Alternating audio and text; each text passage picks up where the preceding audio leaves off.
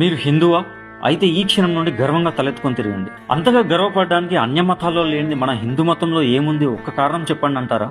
1000 కారణాలు చెప్పొచ్చు. కానీ మహాకుంభమేళాలో జరిగిన ఒక్క మహాద్భుతం చాలు హిందూ ధర్మ ఔన్నత్యం గురించి చెప్పడానికి. మహాకుంభమేళాని గత 45 రోజులు 65 కోట్ల మంది హిందువులు సందర్శించారు. అయితే కొందరు మహాకుంభలో మురికి, చెత్త, అపరిశుభ్రతను చూశారు. మరికొందరు రోడ్లపై ఆటంకాలు, ట్రాఫిక్ జామ్లు, అక్కడక్కడ జరిగిన కొన్ని దురదృష్టవశాత్తు మరణాలు మాత్రమే చూశారు. కొంతమంది మహాకుంభలో ఆధ్యాత్మికతను, దైవత్వాన్ని చూశారు. కొంతమంది తమ తల్లిదండ్రులను, తమ కలలను నెరవేర్చుకోవడం చూశారు. కానీ ఎవరు చూడని విషయాలు ఏంటంటే 65 కోట్ల మంది హిందువులు మహాకుంభ సందర్శించినా వారిలో ఏ ఒక్కరు కూడా ఎవరి జ్యూస్ లోనో, రోటీలోనో, టీలోనో ఉమ్మివేయడం చూడలేదు.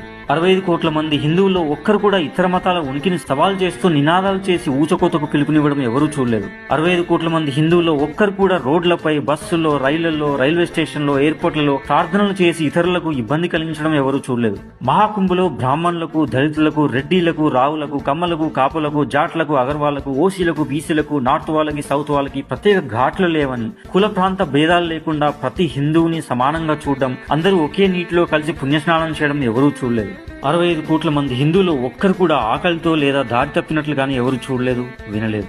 కోట్ల మంది హిందువులు ఒక చోటు చేరినప్పటికీ అజాన్ లేదా మాస్ సమయంలో ఇతర మతాలను కించపరుస్తూ నినాదాలు కానీ, వారి ప్రార్థనా స్థలాలు అయిన చర్చిలు, మసీదులపై రాళ్లు రువ్వడం కానీ ఎవరు చూడలేదు, వినలేదు. 65 కోట్ల మంది హిందువులు ఒక్కరు కూడా ఒక అన్య మతస్థున్నో, ఒక విదేశీయున్నో మతం మార్చడానికి ప్రయత్నించడం లేదా ఇతరుల భూములపై, ఆస్తులపై, ప్రార్థనా మందిరాలపై హక్కును పొందాలని ప్రయత్నించడం ఎవరూ చూడలేదు. ఇది మన హిందూ ధర్మ గొప్పతనం. నేను హిందువుని అని తొడగొట్టి మీసం మేలేసి గర్వంగా తలెత్తుకొని తిరగడానికి ఇంతకన్నా కారణం ఏం కావాలి?